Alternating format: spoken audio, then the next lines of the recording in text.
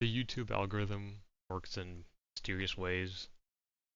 One day, I was lucky enough to get Julian's video recommended to me, and it's just one of those small channel recommendations that are just perfect, just perfect.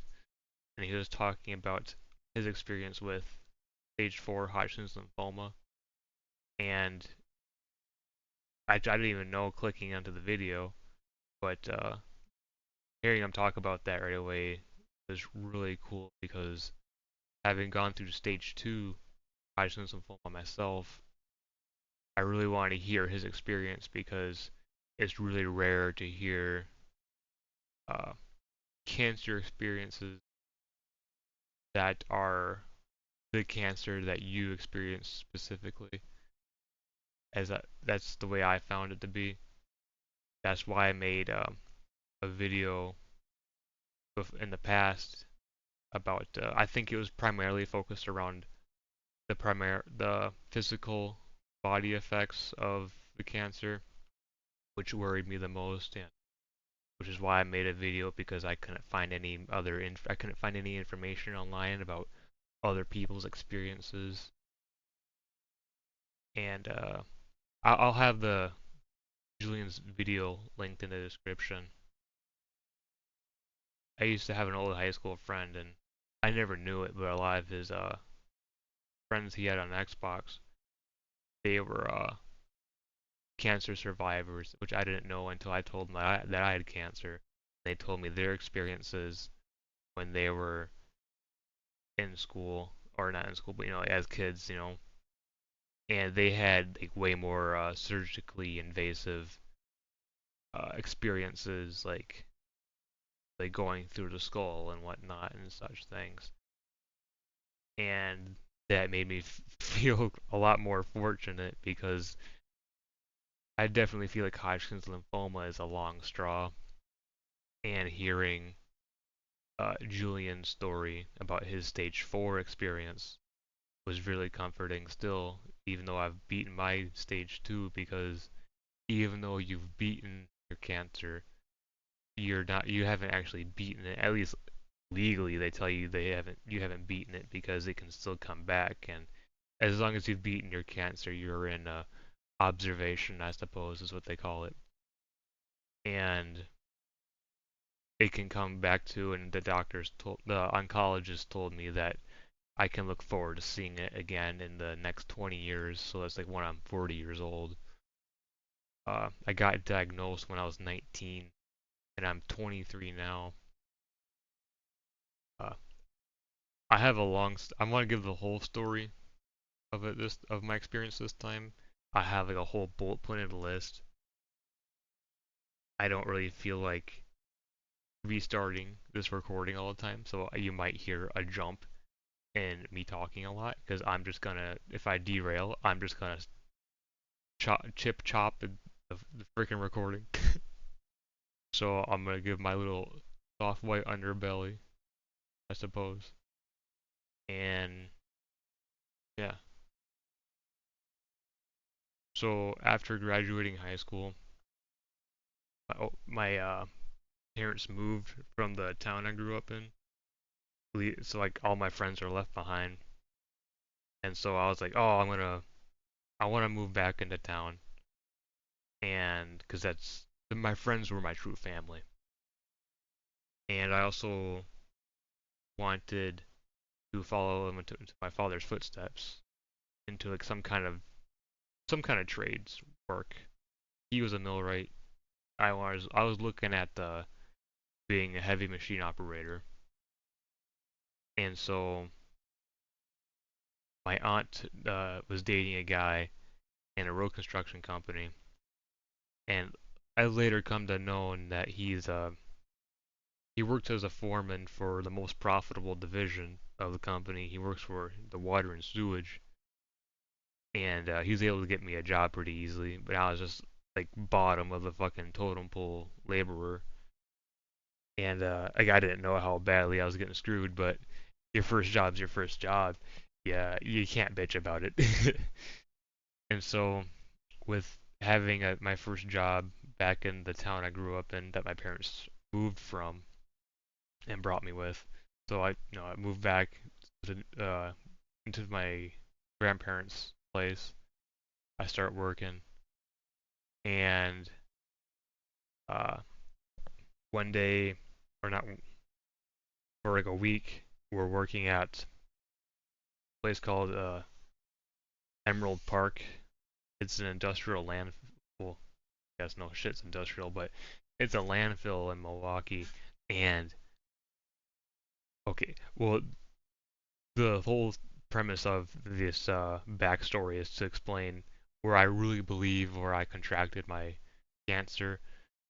The doctors, I've asked my oncologist, and they said it's not possible to prove whether cancer is genetic or contracted, and but there is cancers in my bloodline on my mother's side, but none of them are immune system related. They're all like different types of cancers, and they don't even come close to really my bloodline part of the family. Gets more removed the more distant the cousins are. But so I'm uh, I work like about a week at this Emerald Park land landfill. It's in Franklin, Milwaukee, and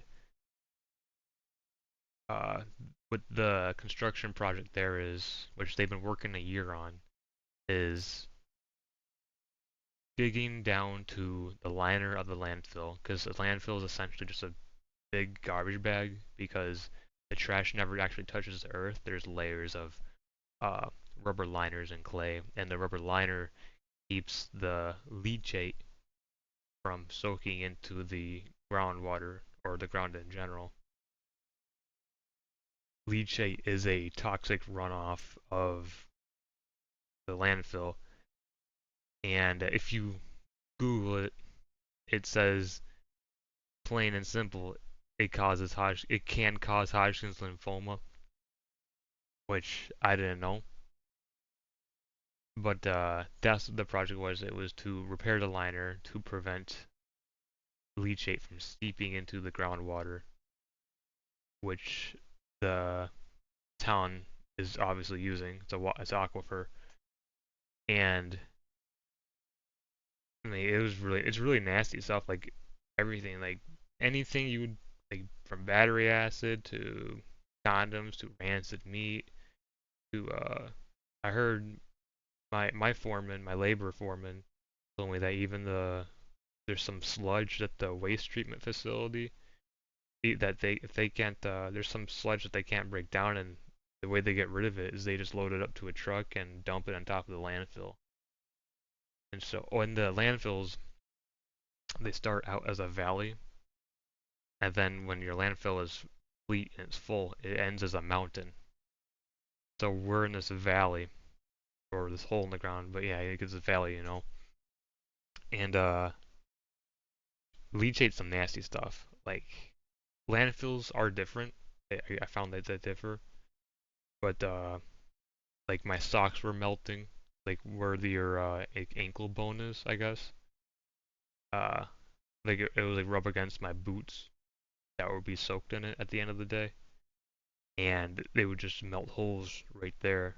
And we had a welding there was a welding team that we were cleaning it off for, so they could weld the holes back together.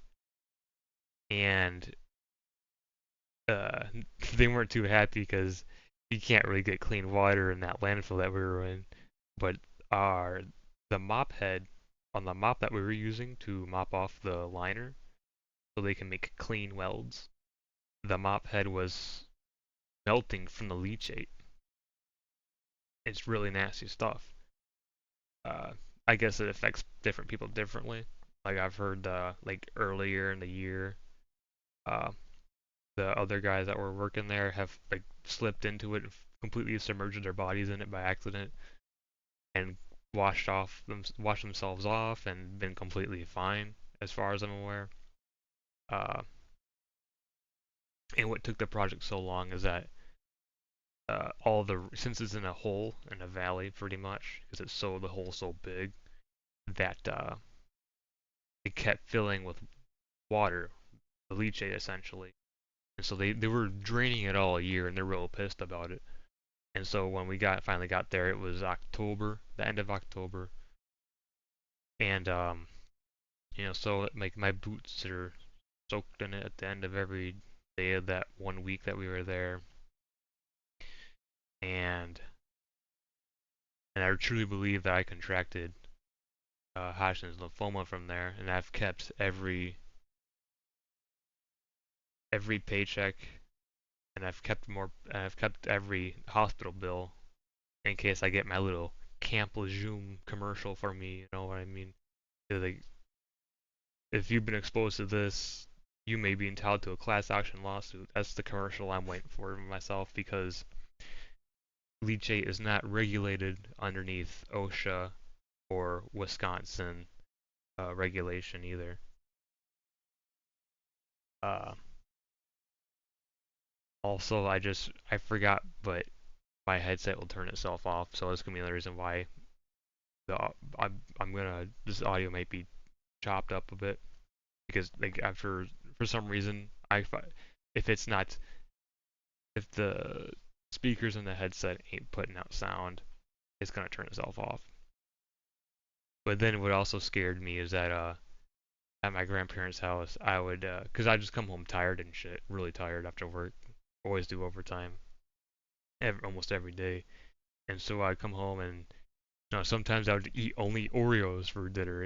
I'm young. I want to just get my cravings. The way I always thought about things is you're young, you got cravings, fulfill the cravings, get your stomach upset, and you'll never want to do it again. And it's worked for me. So would have Oreos for dinner. I've gotten sick of it. Never want to do it again. I would have chips only like chips and dip for dinner. Never again. But with Oreos being so processed, I was like, oh shit, could have that given me cancer too? Which Oreos can give you cancer, but it's not even Hodgkin's lymphoma. It's some other cancer I forgot about. I'll probably put it on screen, like a lot of other things during this. But so and then when I got the cancer, I got diagnosed. My oncologist said it looks like it started around early November, which is right after I quit that construction job, and which is like 1 or 2 weeks right after I was working in that landfill. But to get back in chronological order, so after I graduate, my parents move out of my hometown. I moved back with the job that my aunt helped me get into construction. Everything I just said just happens because I wanted to follow my dad's footsteps into some kind of trade. And then after I quit the job, I became a janitor, and I was living alone now. I moved out of my grandparents' house, and then January 19th rolls around, Martin Luther King Day. It's 1 in the morning, so it just turned to the 19th, and I can't swallow water. I can't eat anything. Nothing can go down my throat. And so I go to the walk-in clinic, and I forget what I just told him I can't swallow water, and I forget exactly what the test that the guy simple test that the guy did, but he said essentially what he really did say was if you can't swallow water within the next 2 or 3 days, come back here. And I was like, okay. So I walk out of the walk-in clinic, go back home.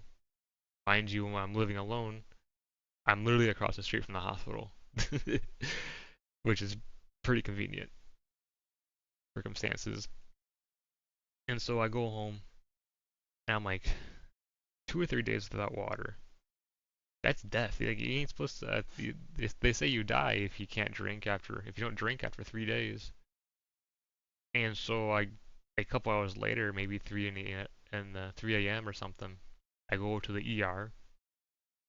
I walk in, and well, before this, one of the well, I'll just say it. So I go to the ER, and they tell me that I have cancer.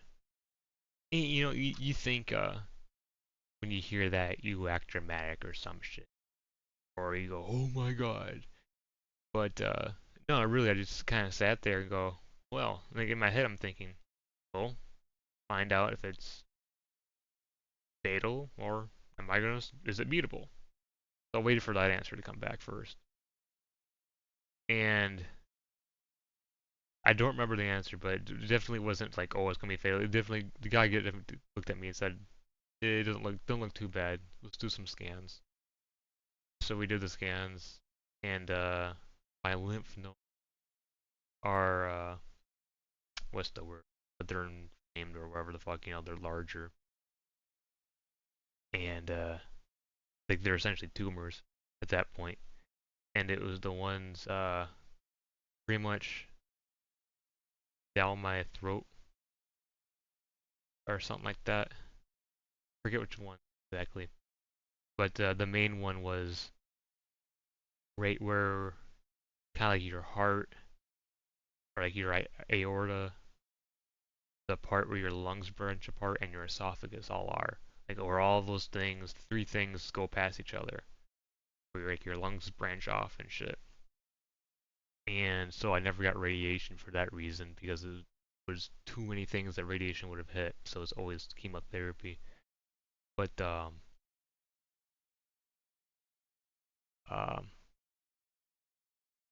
so that lymph node was the largest, and it pinched my esophagus basically shut. That's why I couldn't consume anything, not even water. Um, and leading up to me going to the ER, the symptoms I had were, let's see, I got a list. I got a bullet point for this one. It's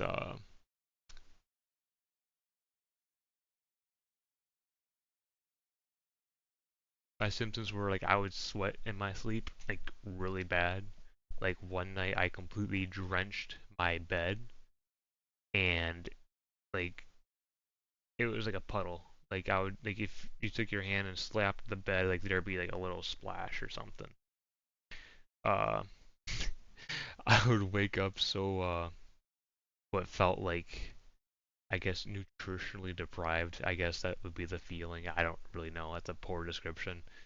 But like I couldn't stand or anything in the middle of the night. I'd wake up like that, and I would crawl to my the kitchen of my apartment, and there's nothing I could do in that situation because I don't know no better. I don't know what's happening, so I just screw it. Like obviously, I feel malnourished, so I'm gonna take this adult multivitamin, and I'm gonna take it, and I'm gonna go back to bed. Hopefully, whatever I'm missing is in that fucking gummy bear. um, body temperature regulation. So if you're in a room, if I was in a room and it was 75 degrees, that'd maybe be a sweet spot. If it was 74, I'd be sweating. If it was 76, I'd be shivering. Which like you have opposite day on temperatures. It's really strange, and even if it could literally be a 1 degree difference, and I would be acting like that. It was it was crazy. I remember being at work and the thermostat in the room read like 80 something, and I was just freezing for no reason. And then the chest pain that the lymph nodes were causing, I was taking Advil to ignore the pain and get past it. And as I'm feeling these symptoms before I go to the ER for a diagnosis, I'll Google my symptoms, and Google is like, "Hey, bro, you got cancer. You got Hodgkin's lymphoma." And like at that time, you kind of like think of those memes where it's, "Oh, you look up, I got a paper cut, and it says you're gonna die." But and that's why I thought it was kind of like, but no, it was Google was really right, and I was denying. I was in complete denial because I was like, it could never be me. I've never done anything to deserve cancer, but it don't work like that. So do a walk-in clinic, 2 3 days without water. Come back see me. I go to the ER thinking that's ridiculous. I'll die. And then I'm told I have cancer. I do some scans, and then I'm admitted to the hospital for 2 weeks, which it sucked. The nurses were great. It was during COVID too, so this is January 2020, I think. Let me pause and check. No, it had been 2021 because COVID's already a thing. That wasn't a thing until March 20th previous year. So yeah, so you have all the COVID bullshit craze going on, and it's not a fun time to be immunocompromised during what's being claimed as a worldwide pandemic, which it was. But I'm a pandemic denier, I suppose. I don't, you don't know if you ever had it because it could be asymptomatic for some people, so people don't like that answer. um, so I'm in there. I'm admitted for 2 weeks. Uh, that's what it panned out to be in the end. It was really boring in the hospital. You just sit there and watch. I would just sit there and watch YouTube videos, and that's all I had because the TV is kind of. I'm not a big TV watcher. That was kind of boring. Sometimes you turn on and watch Me TV, that TV channel, but it's not always playing banger episodes 24/7. Um, and the hospital food wasn't great because I couldn't swallow. So I was hooked up to a IV stand or IV bag to get any nutrients for probably the first week and a half because I couldn't swallow anything, and lost weight because of that. Like I think I lost like 20 pounds, so I went from 140, which wasn't bad for me because I'm like a 6'3" guy, but 120 was normal for me for a long time. And now I average around 140. The most I've ever weighed was 150. And uh yeah, you just get your blood drawn constantly. Did a couple biopsies on I think one was on my spine, one was on one of the lymph nodes. They drilled a little hole in your spine to figure out what stage you're in. That's what the beginning biopsies are for, because they're gonna assess how likely to die you are, just to see how much of a powerful uh, dosage they're gonna give you or that they're gonna assign you, I suppose. And stage two comes out to be with achalasia. It's just a I guess side effect of it's a side effect of the lymph node pinching my esophagus shut. And around that week and a half mark, well before that, the worst drugs you can do are federal drugs. Okay, don't do federally illegal drugs. Okay, uh, I've never drank or done any drugs in my life. Never do want to. And like one of the medications they tried giving me was one just made you want to jump out your skin, but you're still laying in your hospital bed, and it's just losing control of your mind and your mental state is a really wild thing. But after that, I'm before like pretty much my week and a half mark when I'm when my doctors tell me that, hey man, you really need to be able to consume solids and not be in an IV bag for the rest of your life. So we're gonna thinking about it's I forget what it's called, but it's the opposite of colostomy bag. In terms of opposite, I mean it's the other end. So instead of your shit going into a bag uh, through a pipe that sticks through your front of your chest, instead of having a butthole on the front of your chest that goes into a bag, it would be like a bag that goes into a fake mouth on the front of your chest, and like it pumps food in, you know. And and that was really upsetting. That was kind of scary. And so I had a cup of applesauce from the nurse because trying to swallow simple things like juice and sauces, I suppose. And I was like, it's like 10, 11 at night or something. And I'm like, nurse, please give me a cup of applesauce. And so I go in the bathroom because standing up was easier to swallow.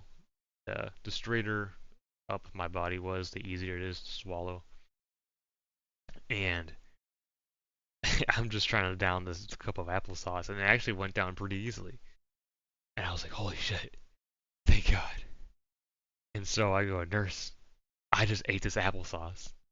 And he goes, oh my God, oh wow, that's so great, good for you. And so I got to dodge that, and the next thing you know, I'm getting actual kind of food from, getting actual hospital food. I'm getting like tomato sauce, broth, ice cream, yogurt, orange juice, milk. I have a picture of my final meal in the hospital. It was some pretty good stuff, man. Hey, man, those I think it's V8. It's in the picture too. I think, but these little tomato sauce things that you throw in cups in the microwave, those are the bomb. They're expensive, so I never had them again. But they were good in the hospital. Uh, Italian ice cream is just stupid garbage. Don't waste your money or kill your taste buds. But I leave the hospital and I can't. Oh, I get my IV port too, which is this. It gets implanted. I guess I could throw a picture of that too, as long as I remember the name of the port. But it's this device that gets implanted next to your collarbone, and instead of constantly jabbing your veins in your arms or something, it's a because if you keep stabbing your veins for an IV, you will eventually calcify it, and people that have uh, done um, blood have people that have medical difficulties and are always having blood work done, their veins are really calcified, and that's not really fun. I never really had that, but you start to notice it after you have some blood work taken. That eventually, like, oh, this uh, nurse is starting to struggle and drawing blood because it's like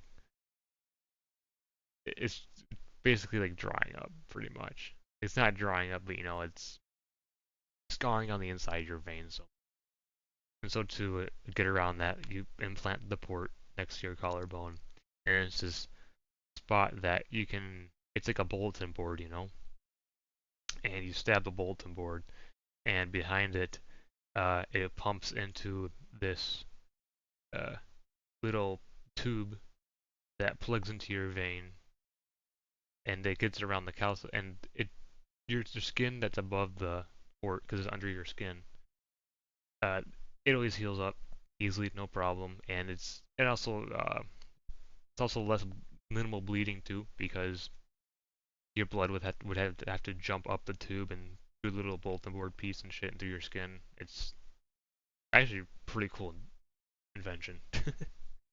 The more I talk about it, but had that implanted before leaving, but having it implanted, it requires so much healing time because it pushes things all the way, and they have to basically carve it all the way just to implant it.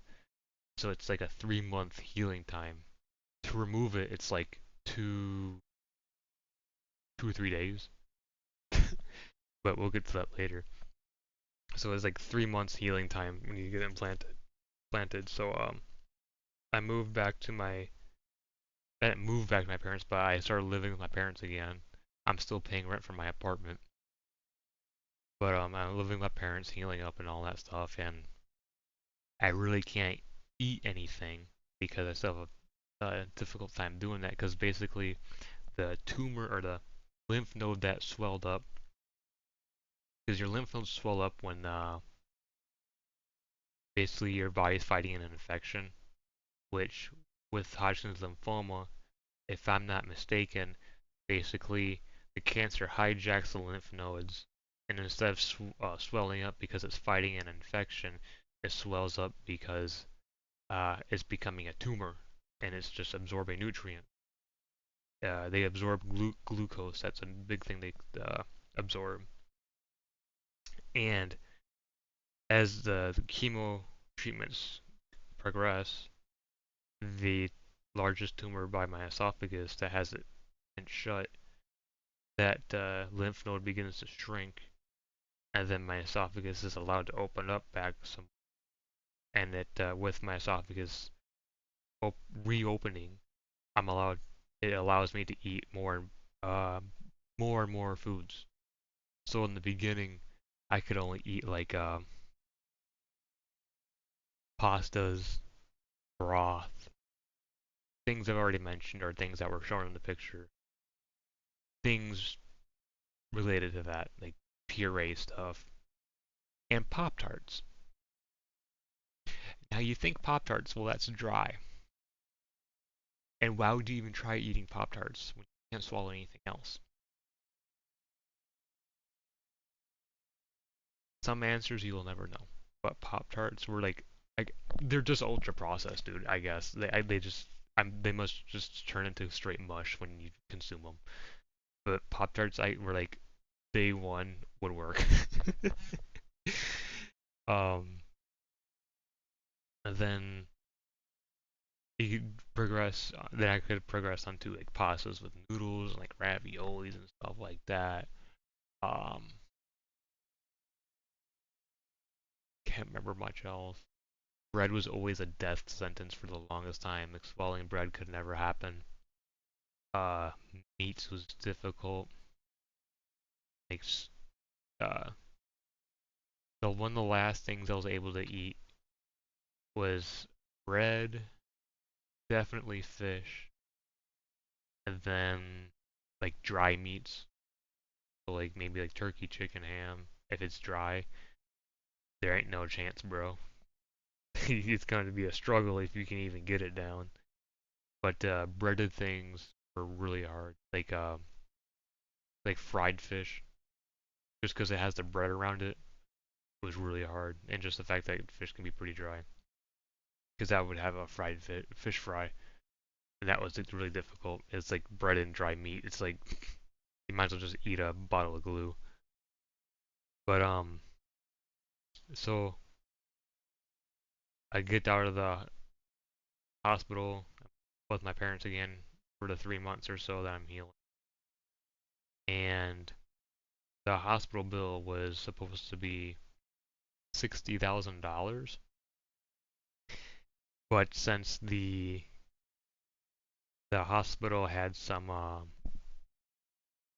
welfare kind of thing going on, because I was a single guy living alone with a janitor's salary.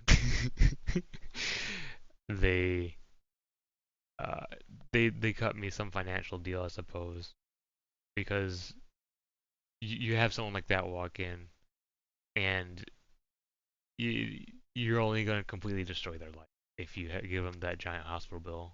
So they cut me down to around 14 grand, which in the end of things it turned out to be 15 grand after all the bills were paid, which is amazing because 60K is a lot of money,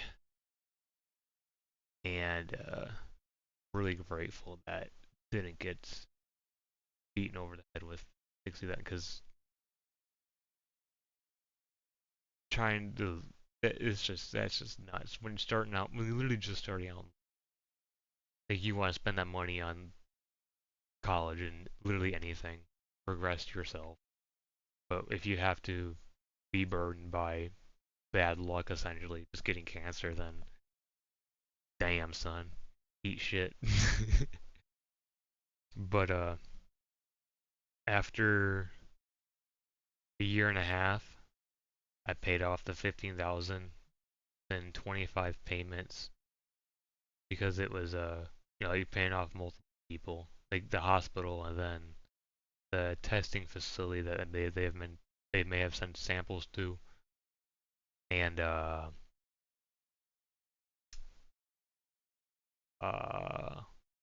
yeah, and like after like maybe 4 or 5 months, they kicked me over to debt collectors because it takes a little bit to pay off that money as a janitor. But I started taking chemo, and my hair started falling out and thinning. Uh, it wasn't too terrible, really. Like it thinned out, and like you take a shower, you can never take a shower and you can never rub your hair and like not have something fall out. Now that I'm done with cancer, my hair has gone back to completely normal. You wouldn't be able to tell, judging by my hair. Uh, the chemo farts. Your own shit don't stink too bad to yourself, but chemo farts, I never smelt those. But you know, being in a 60, being in a car ride for an hour and 20 minutes to go from your parents' house back to the hospital that your apartment's across the road from, and being trapped in a car with a chemo fart for an hour. I'm glad I couldn't smell it.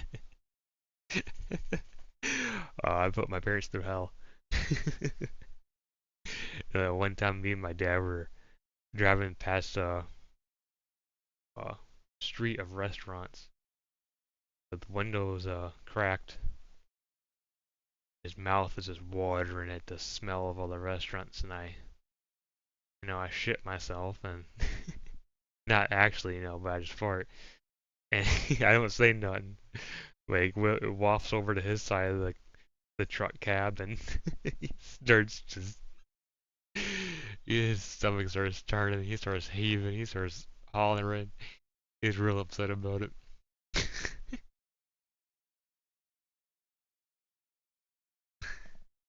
The night sweat after even with chemo, you would have night sweats, uh, because your body's fighting off and the your body's still fighting off the disease.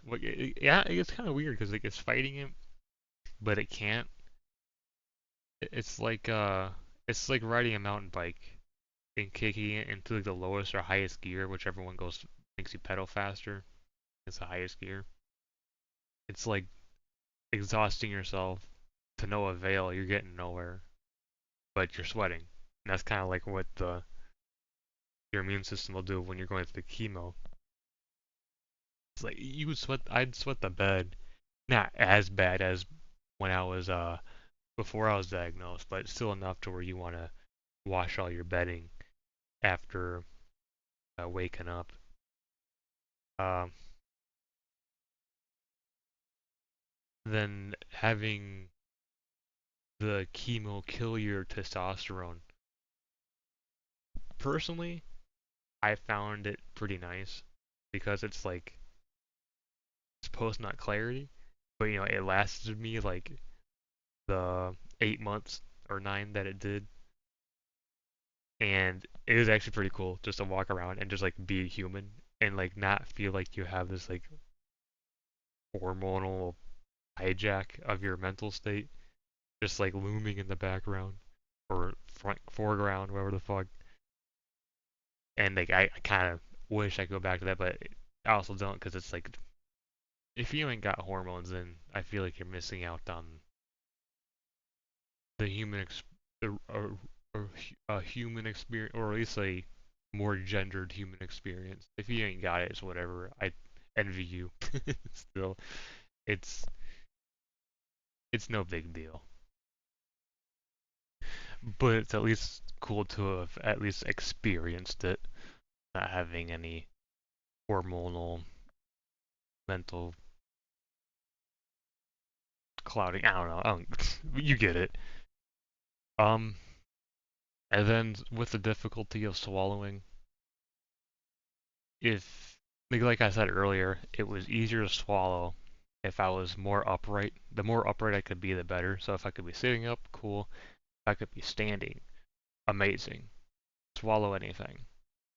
And so when you're laying down, you're committing suicide. And when you sleep at night, even still to today, it can happen. Not well, I guess not really. No, I take that back. But like uh back then, I could choke on my own saliva when I would be sleeping at night because I can't swallow for crap, especially when I'm laying down. And so that really sucked. Nowadays, I if I eat too close to the time I fall asleep, too close to my bedtime, or yeah, uh, then like whatever foods in my throat remnants, I choke on that. Uh, yeah. And then it also came with the side effects from going through chemo or getting better. Even actually no, I just right now because my headset just turned itself off because it's so super cool like that. I took a piss before I turned it back on, and what happens is that as I talk, I get cotton mouth, but instead of cotton mouth, I get cotton throat essentially, and it's a lot of little saliva bubbles that are, if impossible, if not really hard to pop or get rid of or swallow. And so like right now, like just a second ago, I spat out like 3 mouthfuls of this like quote unquote cotton throat, and like as it accumulates in my throat, it's not I don't feel it anymore. I used to feel it accumulate. I still notice it if I think about it, but that's a thing. You'd be surprised how much your throat can store without you noticing. And then I also got a new QuickTime event called sudden dry throat pains. I think it coincided with the steroids that I was prescribed, dexamethasone. Uh, like I would have this very dry pain in my throat, and when I was going through chemo, if I didn't drink some cold water or something, just some milk was the best because it looks kind of filmy, like when you pour it out of a glass, it still looks all milky, and it's like it sticks to surfaces, and that's like milk was really good because it has that property to it. So with these sudden uh, dry throat quick time events, if I didn't uh, quench this dry thirst all of a sudden, I suppose, then I could be out for the rest of the day. I could be down for the count. I would have to be laying on my back with like um, ice wrapped in a towel placed over my chest where the pain is, like the center of my chest, like my sternum of my rib cage, and I'd have to sit there, and I'd probably just knock out and fall asleep, and then I wake up and it's better. But yeah, that stuff sucked. Like I'd be down for the day. I wouldn't like talking would be painful. Anything that would involve uh drying movement through the throat, like talking, I suppose, and breathing. Breathing is kind of hard to not do. uh,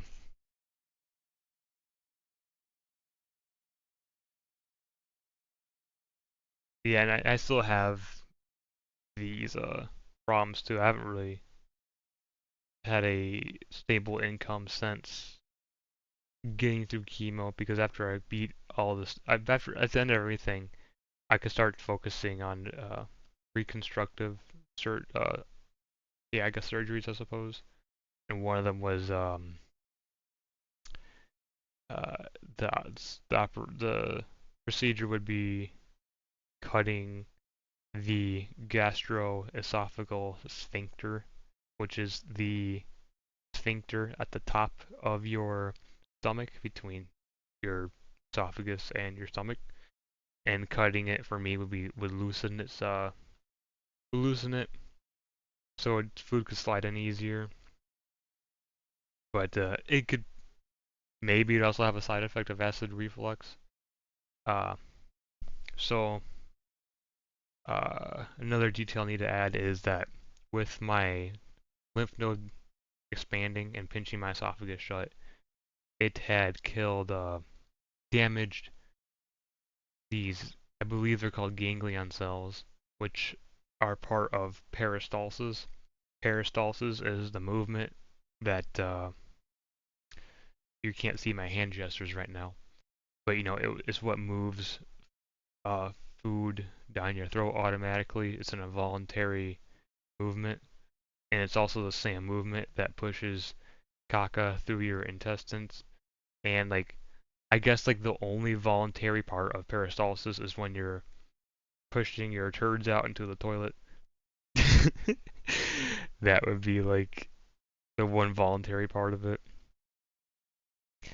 Uh, but those ganglion cells, as I've tried to research on the internet, they're they don't come back. At least they're not supposed to.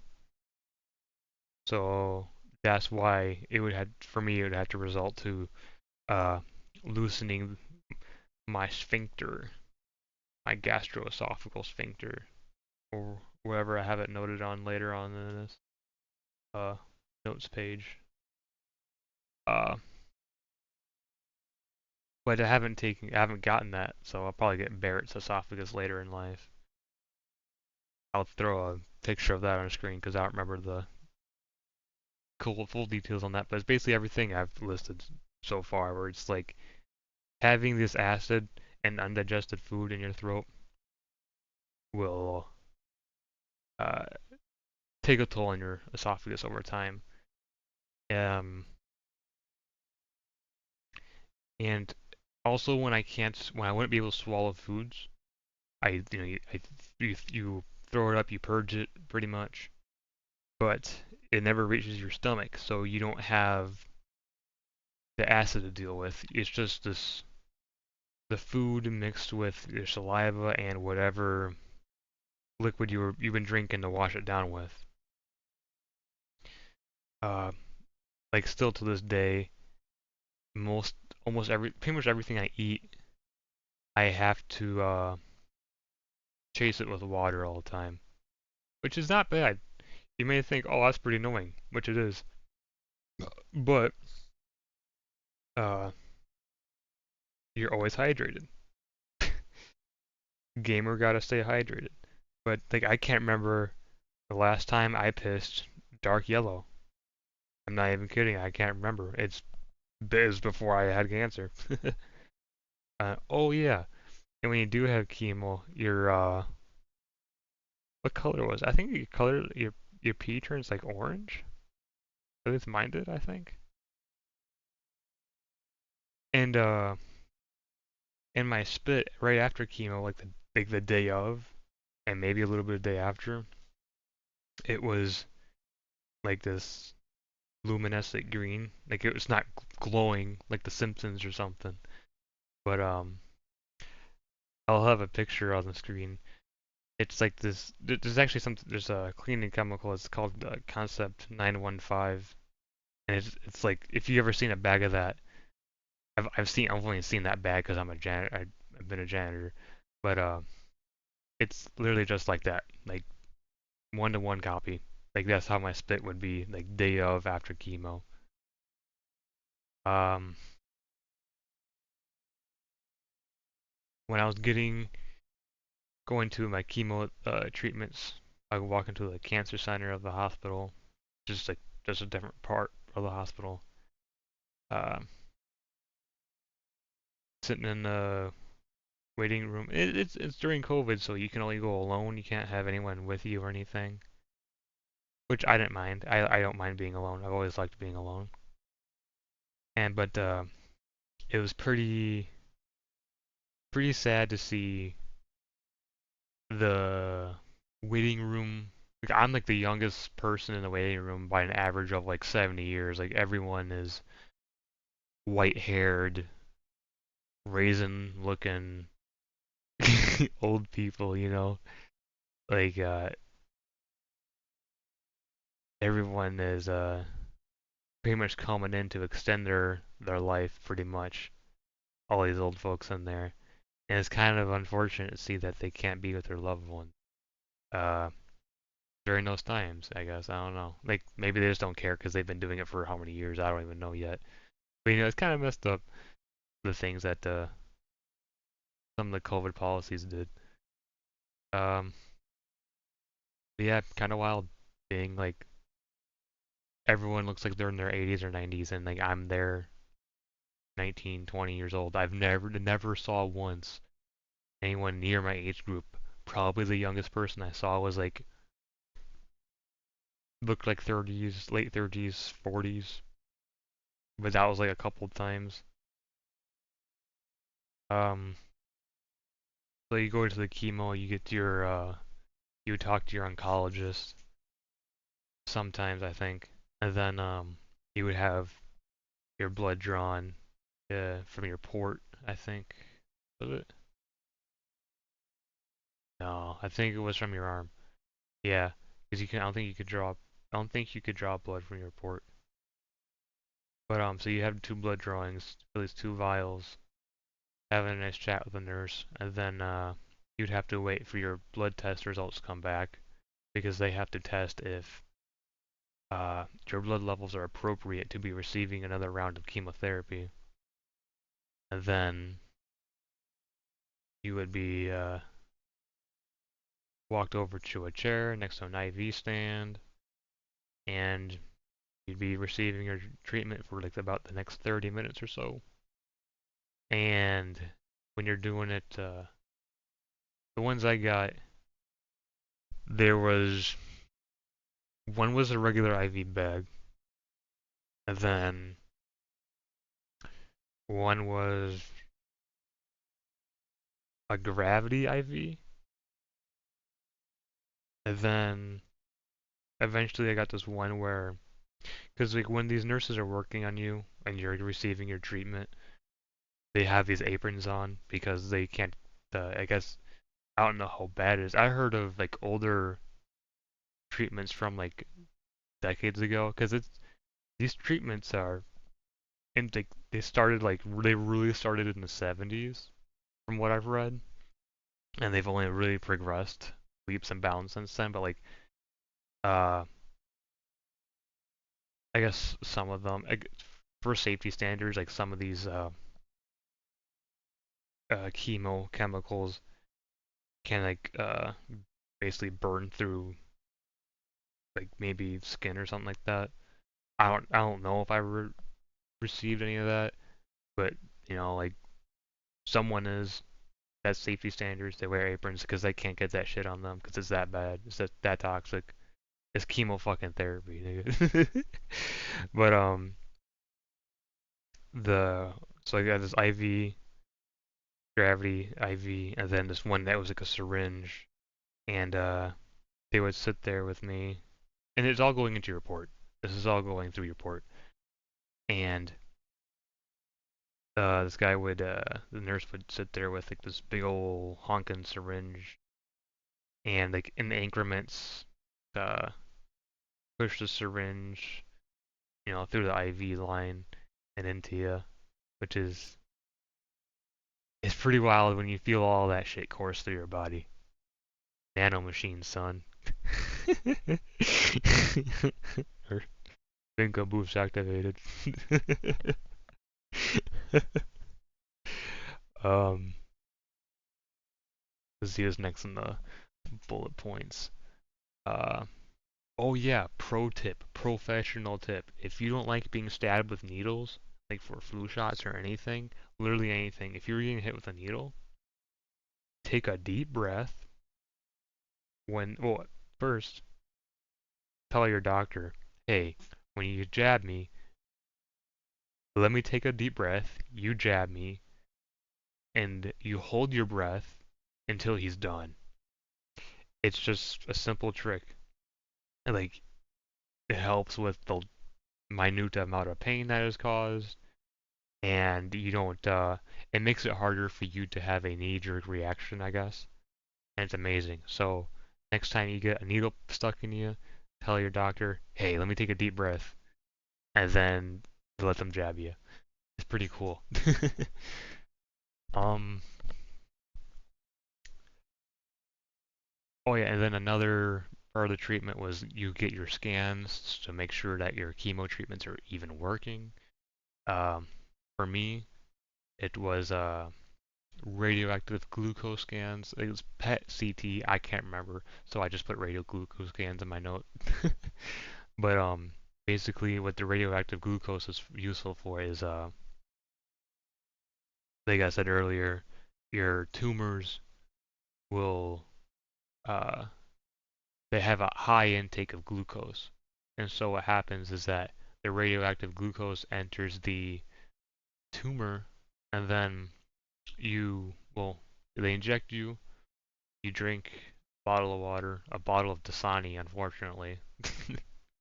Oh, Dasani is terrible. You see that stuff on shelves even during hurricanes. And I've never been to a hurricane. And so you sit there 40 minutes after you've been injected with a radioactive glucose. You do your scan, and with it having soaked up all that glucose in that time, they are able to see all the radioactivity highlighted within the scan. And basically, as they told me, on the scan, your bladder looks like the freaking sun because that's where everything's going, is straight into your bladder and the tumors. Um, one of my results came back as a remarkable reproductive organs too. Needless detail, but a fun result to read one on my. I think it was my last scan too. So it was a fun result to read. Um, so as a janitor, this whole time, by the way, like after the 3 months. Oh dang, I kind of skipped over that. Okay, no, I didn't. I didn't skip over that. Um, but after my 3 months of healing from having the port in place, like all of this stuff has happened that I've explained so far during while I'm healing at my parents' house for like 3 months. Um, yeah, I'll just get to the part where I go back to work. So I think it was the month of April, March. I can't remember, but the I think it was yeah, it's just I think it was just basically cancer. But like healing, because like I couldn't move with the healing going on. I couldn't move basically my whole like upper right part of my body, and so you're very limited. And so like I'm bored out of my mind. Like you can sit at home. Like you're not building any energy. You don't have any energy in your body. Plus you got cancer. Plus you got chemo.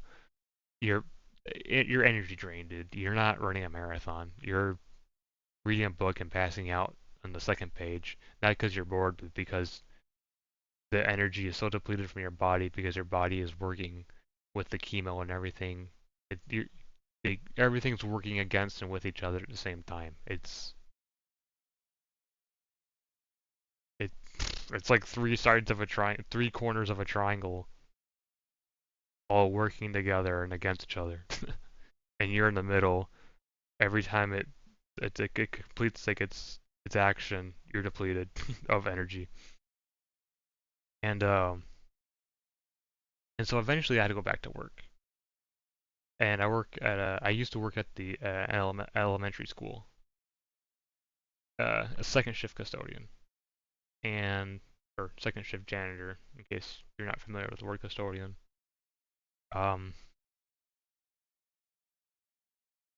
and driving back, going through, uh, it's like an hour, 20-minute drive, and I have about 3 to 4 hours before, like maybe like 3.5 hours max before I fall asleep again. Like I wake up 3.5 hours later, I'm going back to sleep. And so I take like the first hour to like pack all of my clothes, everything I brought, and or everything I yeah, put all my stuff into a duffel bag, get in my truck, and go back to my apartment so I can be back where I can get back to work because my parents don't live close by at all. And about halfway through, it's literally just me and this officer on the interstate, and I'm speeding, and I'm also trying to stay awake. I'm blasting music just to stay awake, and it's barely working. Like I am like closing my eyes as I'm driving, and I'm only halfway through the trip. And then what really wakes you up is the cop going into your blind spot, and you're still speeding. You're like, oh, he must have hit the off ramp, and then you see the lights go off behind you, and you're like, oh shit, like I know I'm speeding, but pulls me over. I'm very wide awake now. I'm being pulled over for the first time in my life, and he lets me off with a warning. And I was going like 20, 30 over, at least 25 over the speed limit on the interstate.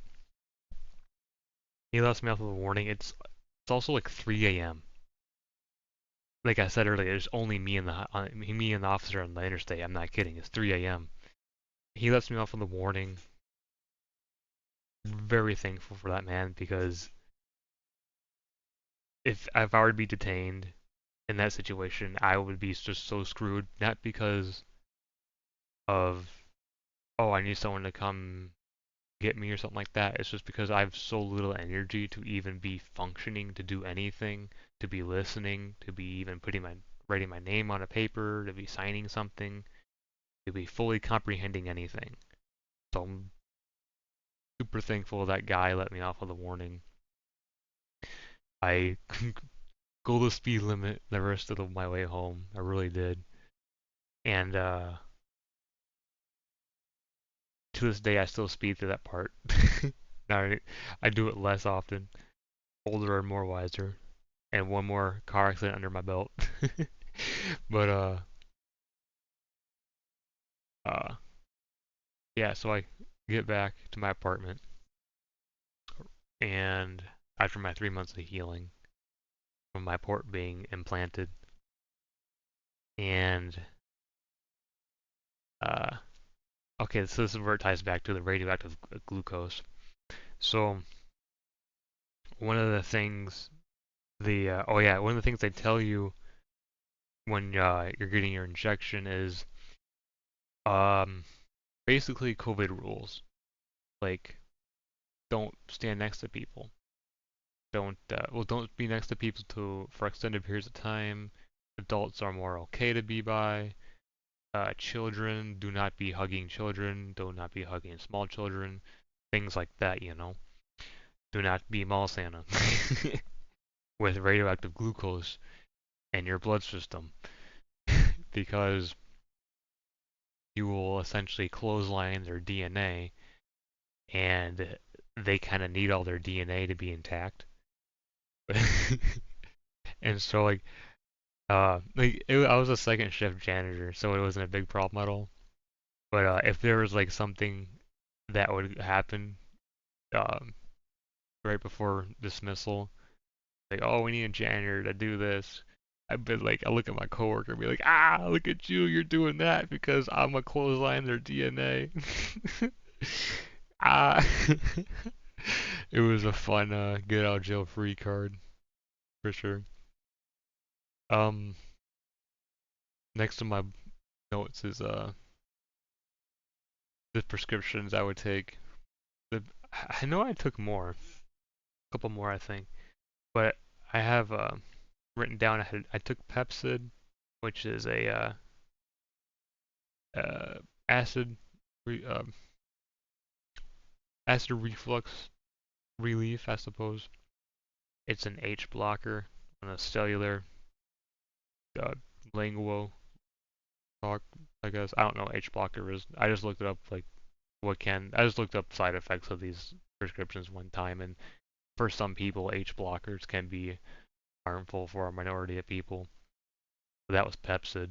And then I had dexamethasone, which was a steroid that would help me with they prescribed that to me to I think it was just to help with the chemotherapy. It coincided with that, but it would promote the occasion of stomach ulcers, which you can actually see that stomach ulcers starting to burn through. Because I'm a really skinny guy, like you can start to see stomach ulcers like burn through like little brown spots on the surface of your abdomen. It makes it tender to the touch your abdomen, but it's never a terrible thing, but it's definitely noticeable. And then I had a cyclovir prescribed to me, which is it was to prevent uh, like mouth sores and like I guess kind of mouth infections, I suppose, because the immune system is compromised. Remember, so a cyclovir would kind of help me not get mouth sores. What a cyclovir really is an STD drug for cold sores and shit. But same thing. Your mouth, oral bacteria. Uh, Next on my notes is one time I was getting chemotherapy. This was the month of June. Yeah, yeah. Beginning of June. That sounds right. And the nurse was like, "Hey man, if you ever," because I was talking about how like I would be I was going to work. Like I never had a problem at work really. Well, I'll talk about work first.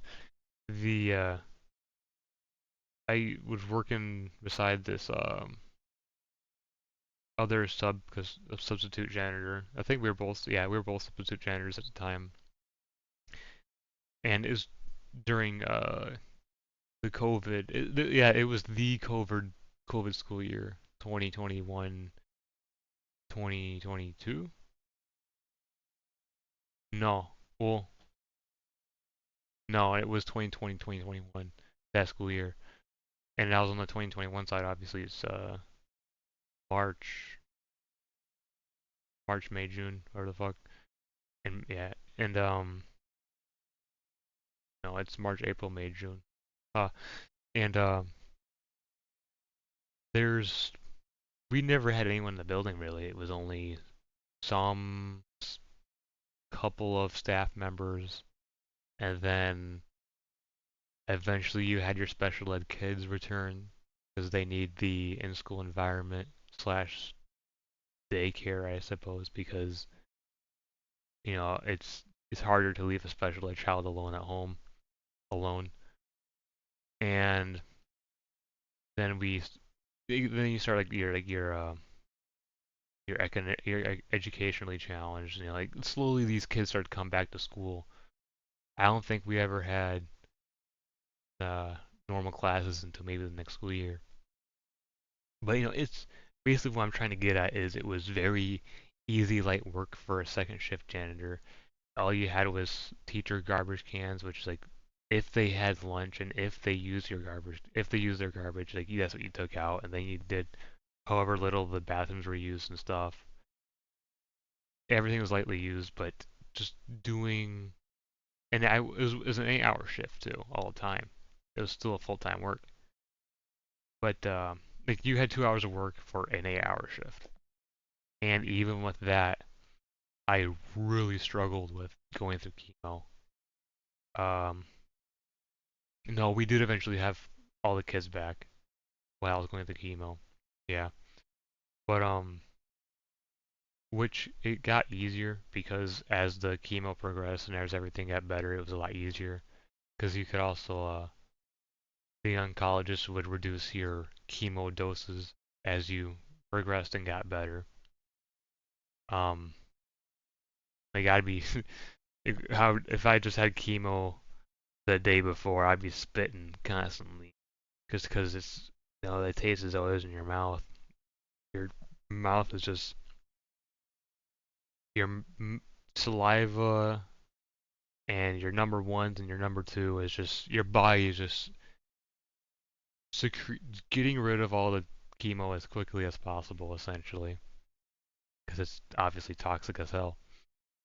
Um, but yeah, even before we had all the kids back for a school year, I could barely do my job. Even with the kids back eventually, like I was struggling all the time, and I always thought to myself, man, I just want to, I want to just take a break and ask my coworker for help, so I wouldn't fall back on my slack. And I never did.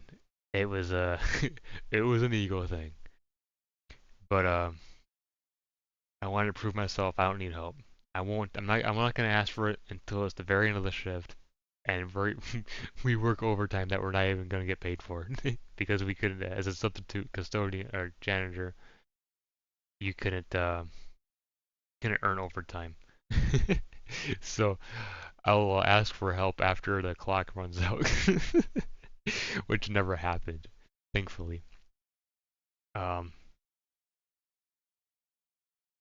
yeah, so it was always a challenge,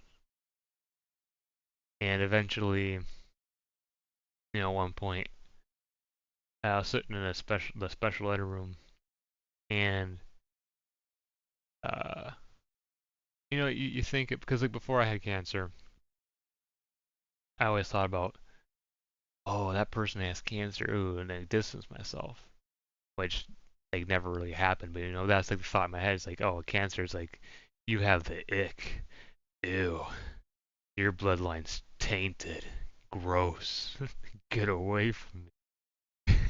Which I don't blame people for thinking that now. Like it's your choice, your life to live, whatever. Don't care.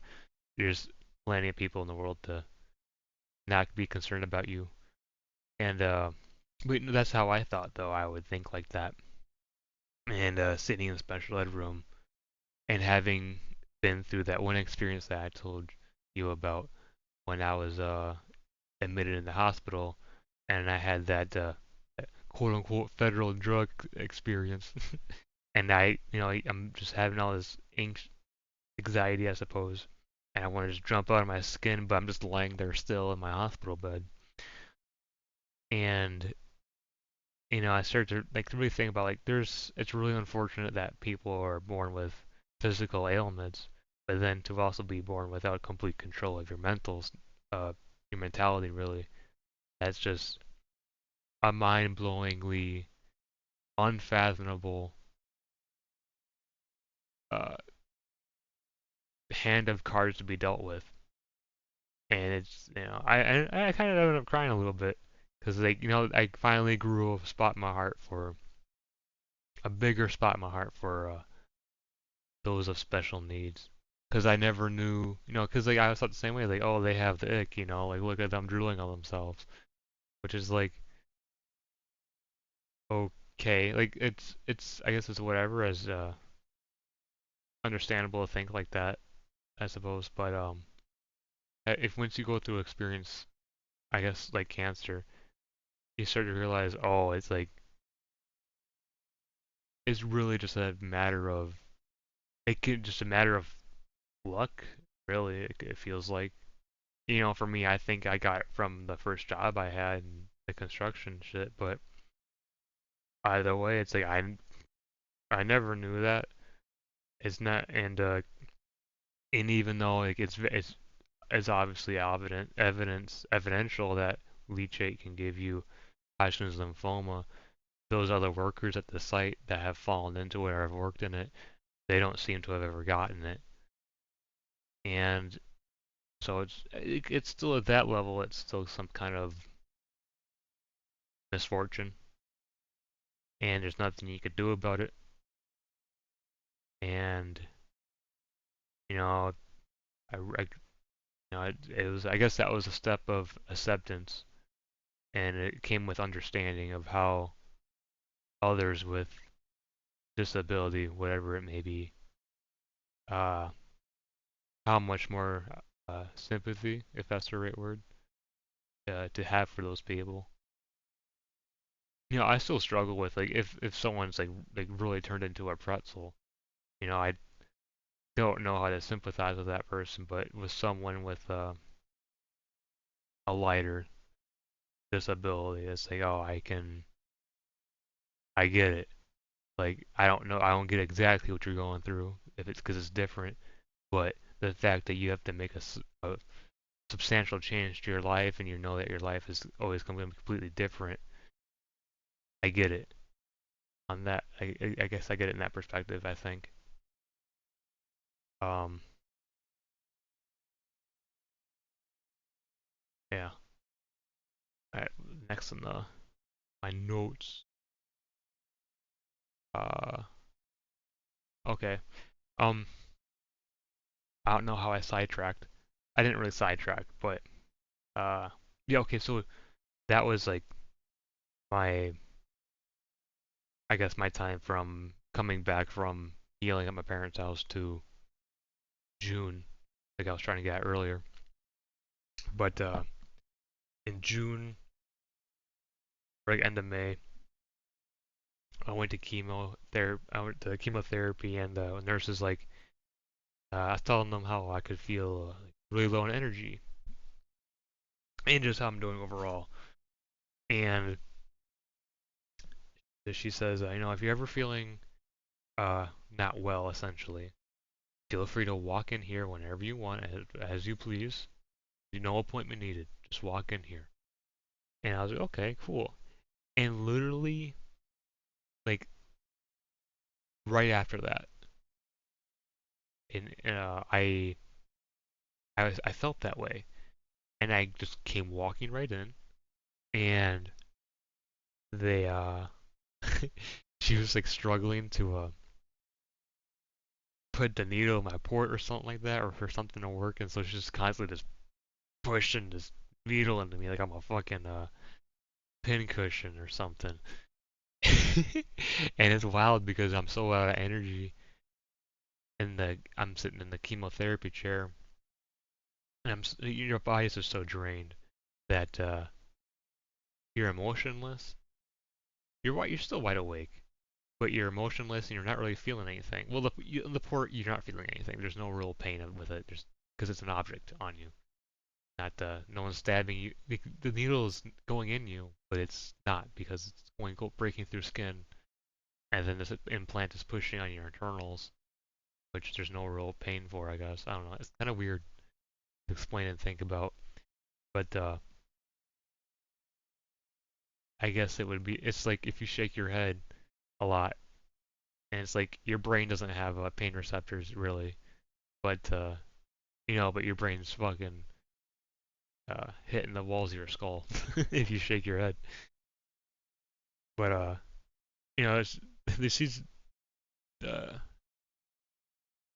just having a hard time with that, and then she's like, "Screw it, I'm gonna do blood cultures." Rolled out this table of beakers and petri dishes for blood cultures, and she uh, came to the conclusion that I had neutropenic fever. I forgot what the other symptoms were I was having. It might have just been low energy, but essentially because going through chemotherapy, at least with something like Hodgkin's lymphoma, it being an immuno compromising cancer, the chemotherapy brings your white blood cell count to like as close to 0% as it can be. Essentially, it plummets. It's pretty amazing. I never got sick once, considering I was a janitor. But uh, yeah, so my blood, the white blood cells are shot, and then I got neutropenic fever in June, and basically what that is, it's from my understanding, neutropenic fever is basically zero white blood cells, and then sepsis is like step two because neutropenic fever is blood with no white blood cells. Sepsis is blood with bacteria. Step three, death. That's it.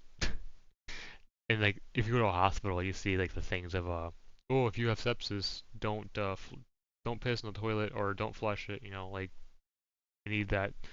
It's because the next step after sepsis is you're going in the forever box. And but I never had sepsis. I was just neutropenic fever. But so what happened with that is I was in the hospital for I think another week.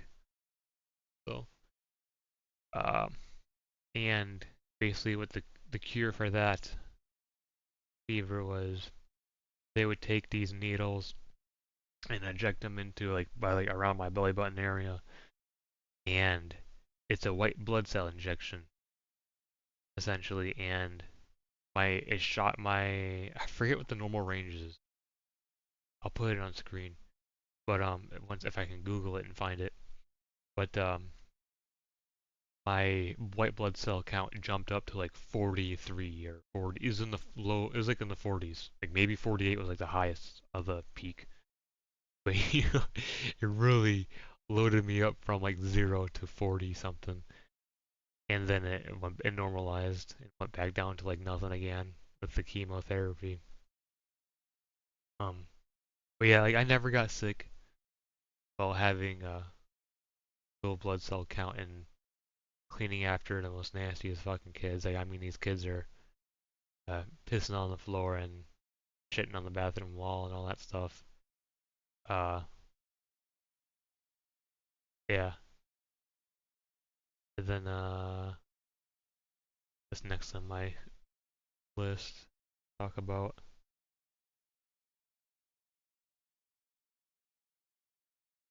Okay, I guess I can start talking about the end of my chemotherapy. Um, I mean, yeah, there's nothing more than fever. Oh, like with the neutropenic fever, you will shake.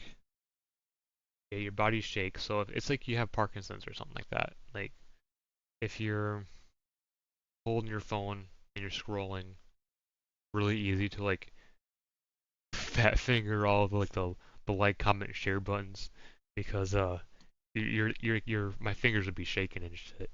And that was like a thing that I would keep doing is I keep hitting all that stuff and it would piss me off. Um, and then the rest are just basically like chemotherapy, normal things. Like you're just low in energy and you're feeling under the weather.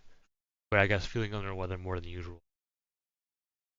So after neutropenic fever, I'm a spring chicken. But I'll fast forward to the end of me ending my chemotherapy courses. When I got to finish it, you know, like, you ring the bell and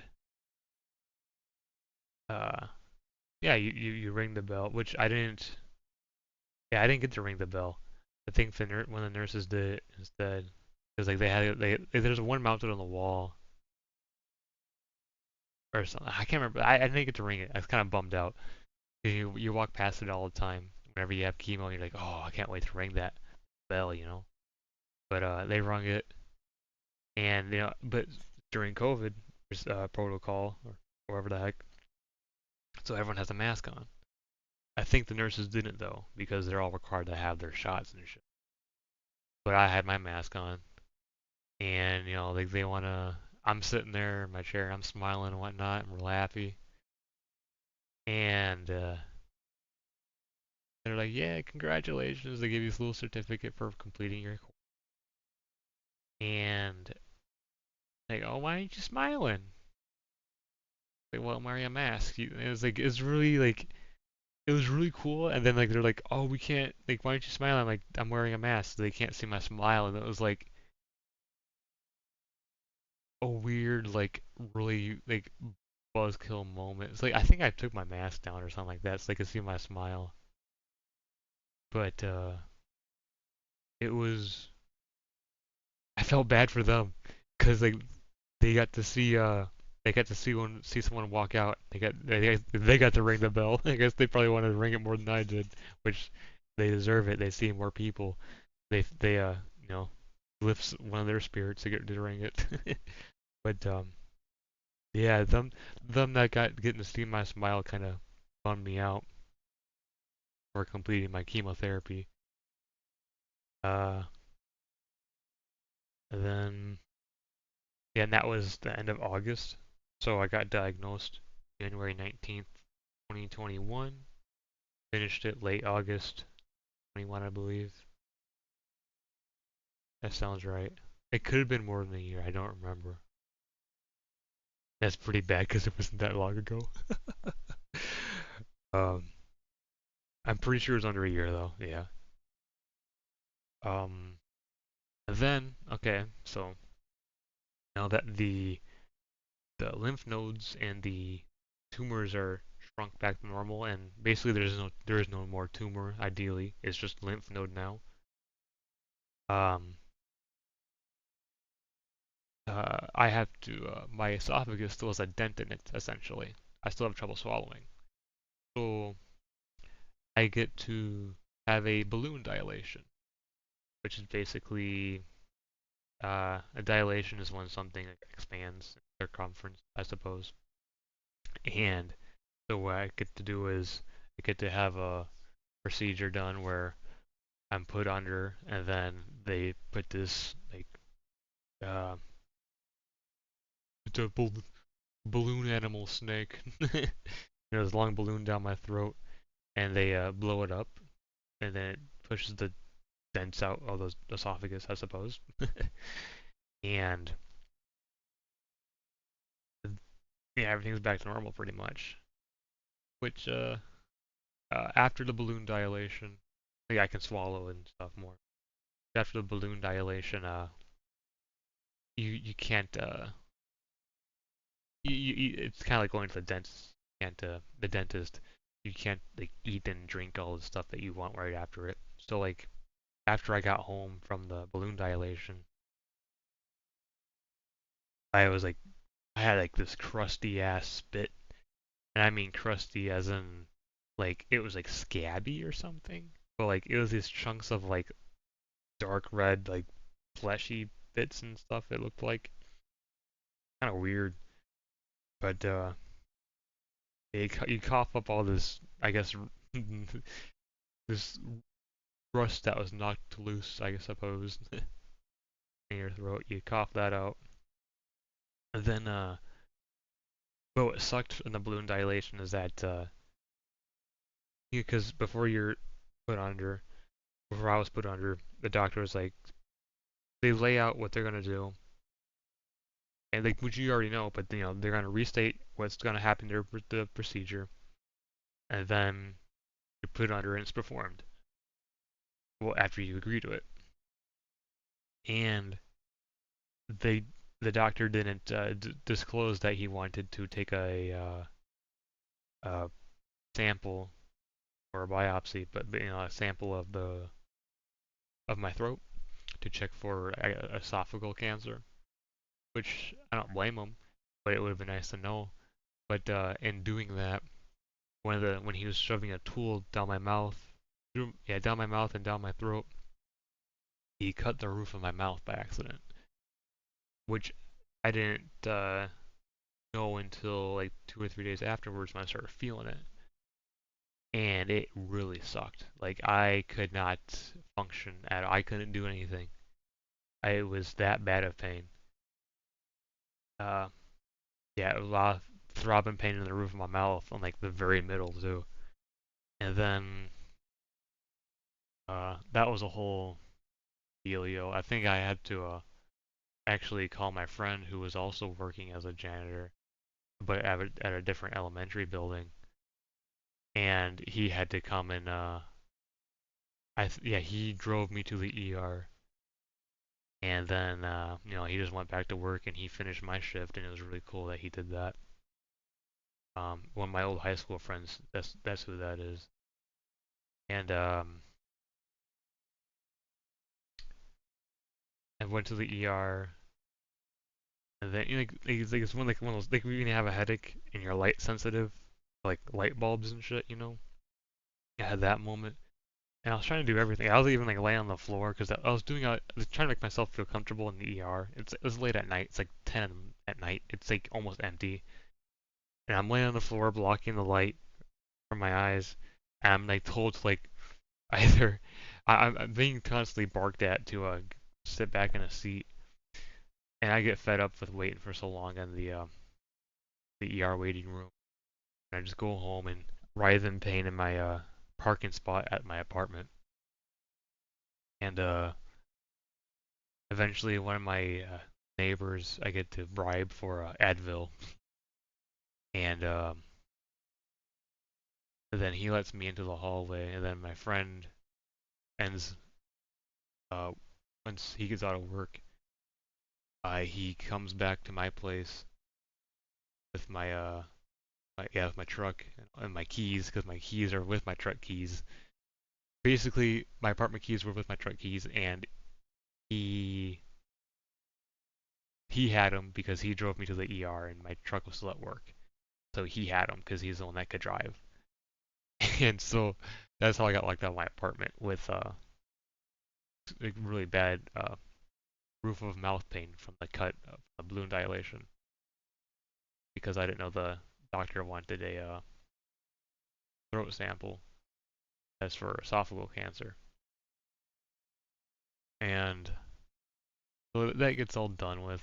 It gets dealt with. I get back in my apartment, I sleep, have something nice to eat in the morning, go to the ER. I find out that all that would have helped me, or the complete answer to all my problems, would have just to have some mouthwash.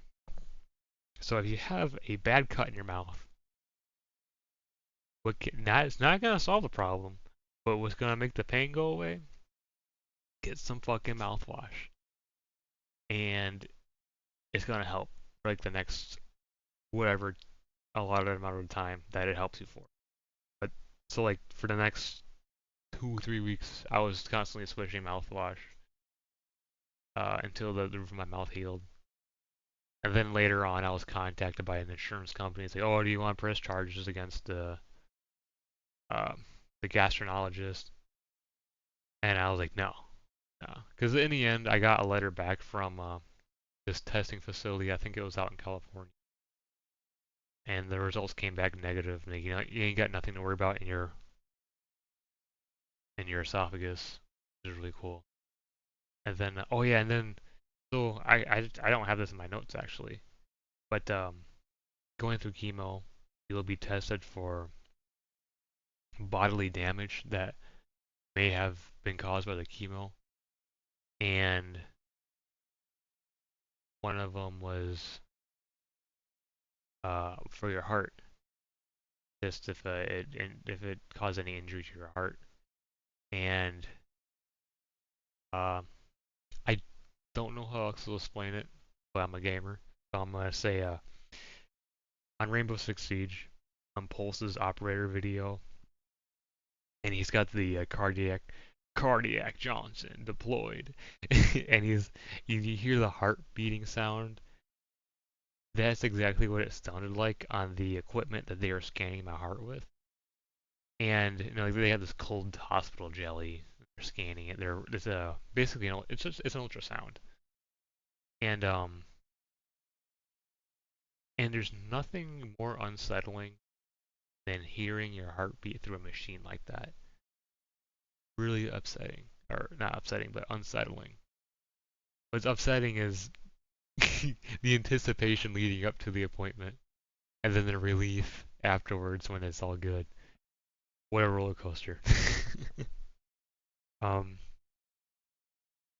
I don't know if I talked about this in my first video, but when they're diagnosing you or finding out where the cancer is spread, nailing down what stage you're on, uh, part of it, for me at least, with my cancer was they would take some, as a male, they would take some cold jelly and then ultrasound your testicles and just scan look around for cancer there. That's for the diagnosis. And so back to damage control.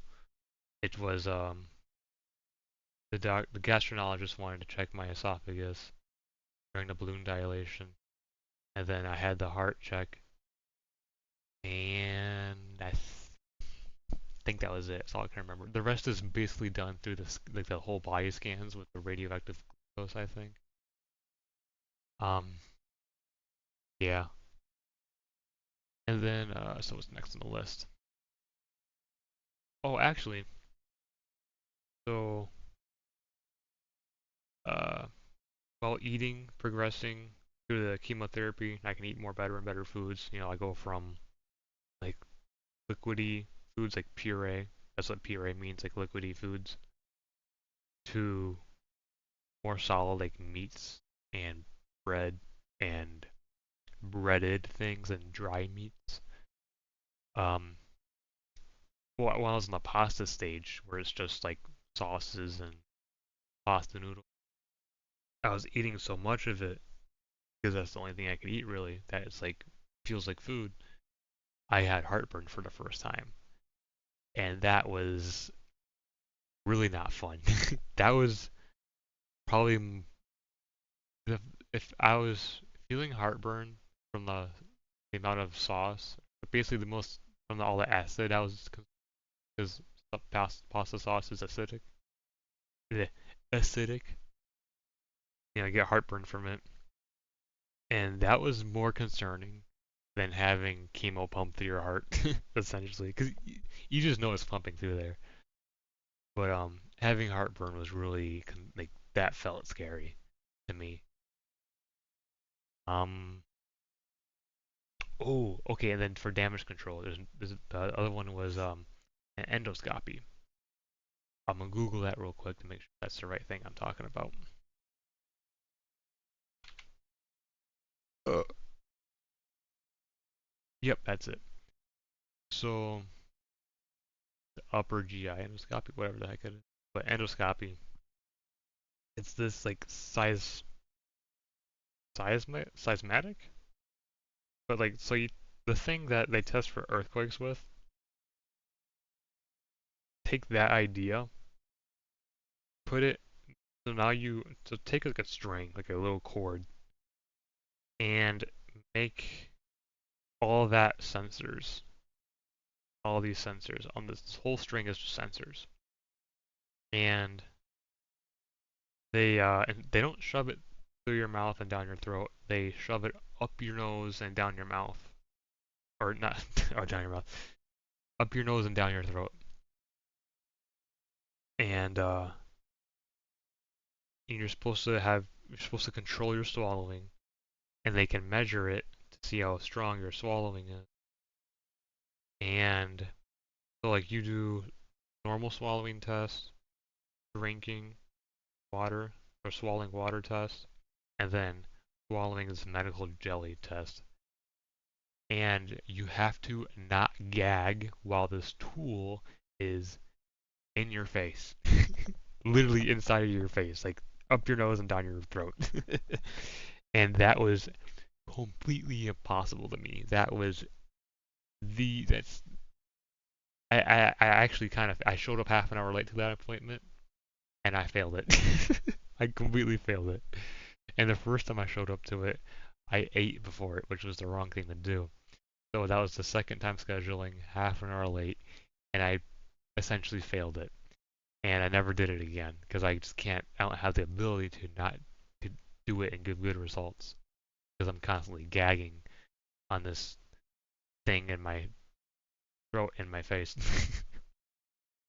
And it's crazy because I've looked at videos of like this woman doing it, And this woman has no reaction to it going up her nose and down her mouth. No gags, no nothing, no nose twitch or anything.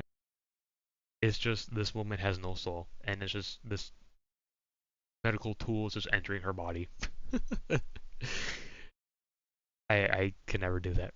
And when they pull it all out, you know, you're heaving, and then you have all this like you have some bloody nose action and stuff, and then you're spitting stuff out too, like blood, snot, and saliva all coming out coming out your nose and your mouth.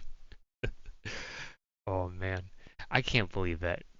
I still can't believe I even did that. I got that far with it. Um,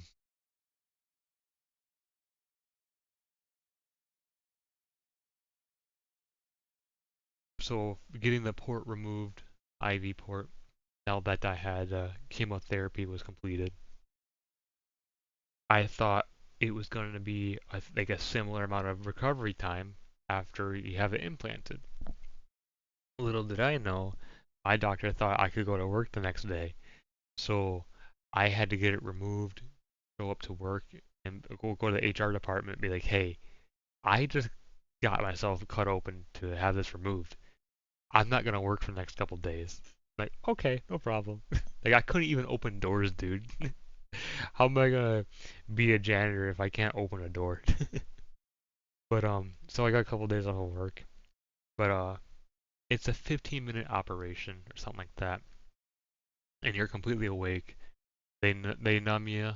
They numb the part surface in your body, so all you feel is the vibrations of like the knife cutting through your skin and stuff. Not a big deal. You might be cringing right now, but it's really not. It's like it's like having like your cat lick you like twice, and that's it. Less so than that. But if you ever heard that thing where surgeons that listen to music perform better during operation, well, they're like, oh, let's turn on some music. What kind of music you like, Jacob? That's my name. My name's Jacob. And I was like, oh, classic rock. And so like, all right, let's play some classic rock. And for my port removal, they start playing. I think it's "Wish You Were Here" by Pink Floyd. I'll have to check that one. I'll have to uh, double check that later. But that song is about a dead bandmate. One of their bandmates had died, and I was like, I'm laying there getting operated. I'm like, this is a not the just I don't think this song is really good for the current atmosphere. The good mood. It's not a good mood right now. Can we just skip this song? Like, yeah, skip this song. Let's not play Pink Floyd "Wish You Were Here." Um, so I get it taken out. It's not. It was really not a big deal at all. Then yeah, I get stitched up, and then yeah, just get a couple days off of work, and like feeling pretty fine. Yeah, and um, another detail. Well, it's kind of like blends. It's not like a complete sidetrack, but like so like the there's like obviously a wound healing from the removal of the port. And so, like showering, I would tape a Ziploc bag with painter's tape to my shoulder, essentially, just to like make an apron for it, because it could be moist, the wound area, which you don't want direct water on it. And with having the port in, or with having the healing going on, you don't same thing.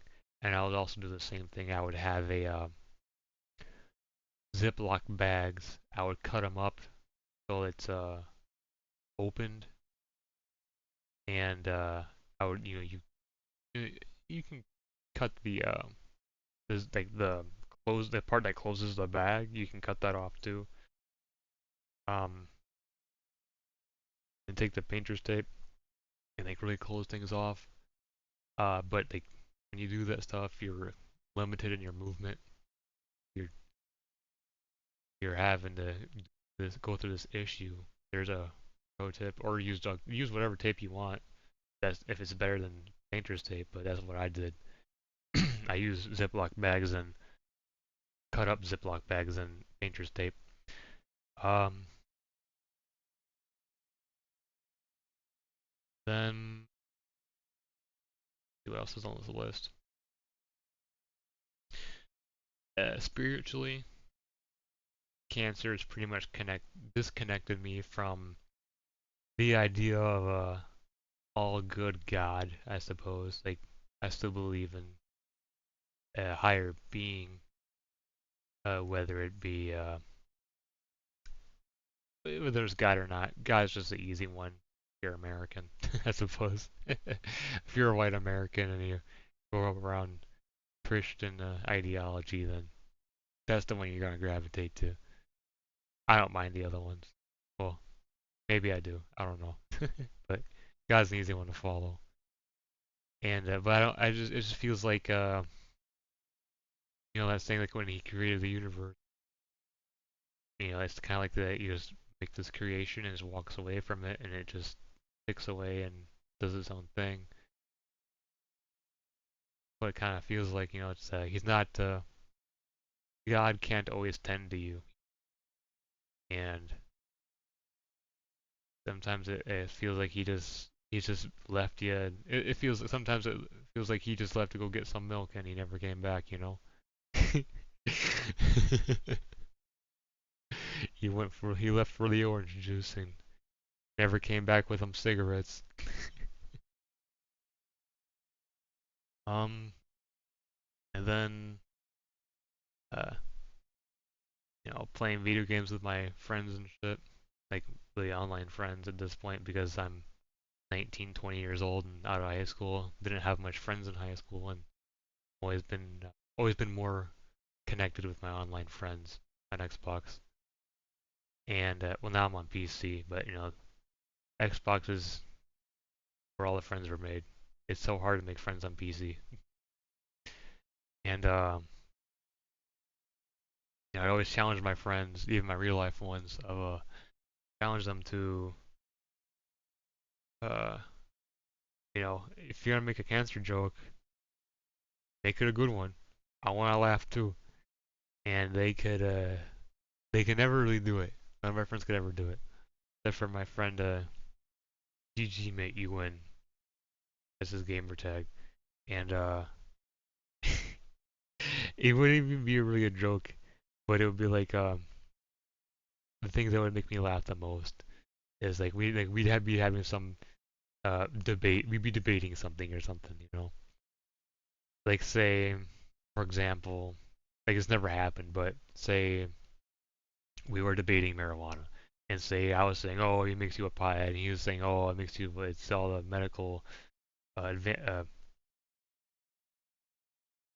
advantages. Say we had opposing sides, and I was yapping about my view of it, and he'd be like, shut up, cancer, what I've written down. He would say, like, he would just basically tell me to shut up, cancer patient, in the middle of it and talking. The shit like that. You can just tell me like, shut up, you got fucking cancer. Your point's invalid or some shit like that. It's like you're gonna die anyway. Your opinion doesn't matter. Shit like that. It would just crack me the fuck up.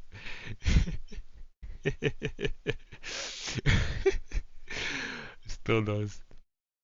Um.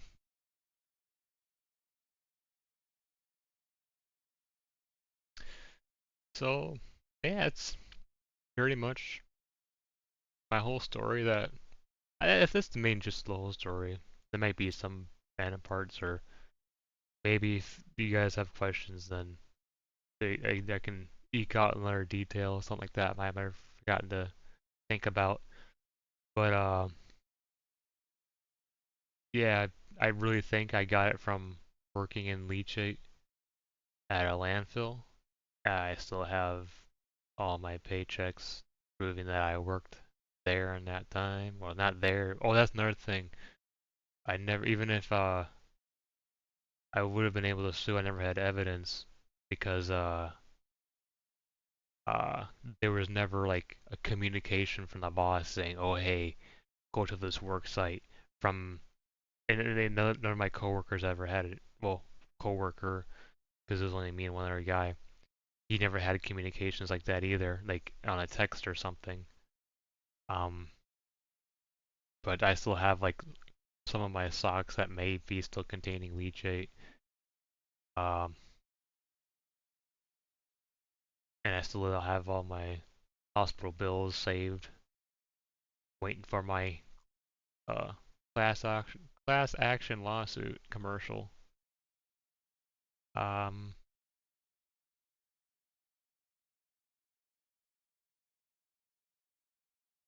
and I encourage anyone listening to this to, if you have or have had, well, yeah, if you have or have had cancer, definitely say what kind, say what stage, and tell people your story. And just like this Julian guy, uh, if you if you had stage 4 and you beat it, my God, you were obligated to tell your story because even if someone's looking, you help so many people. Because stage 1, it's stage 1. You got pretty long straw. Come on now, but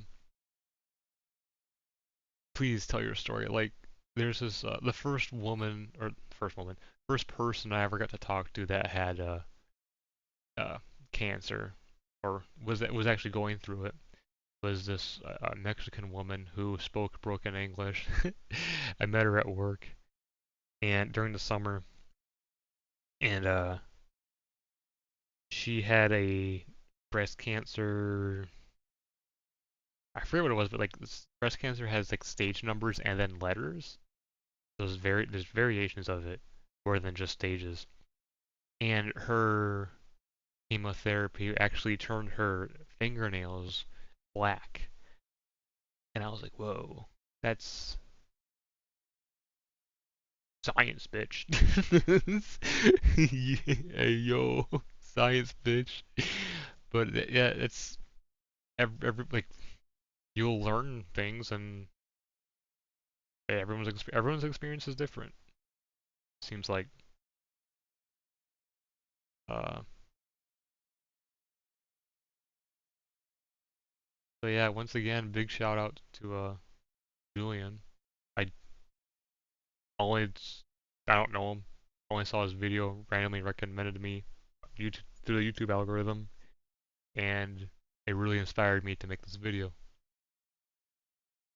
Um, I guess I can answer any questions in another video if anyone has more specific questions. I mean, I'll pretty much answer anything. I just won't give you my social security number, unfortunately. Um, yeah. Maha Brothers.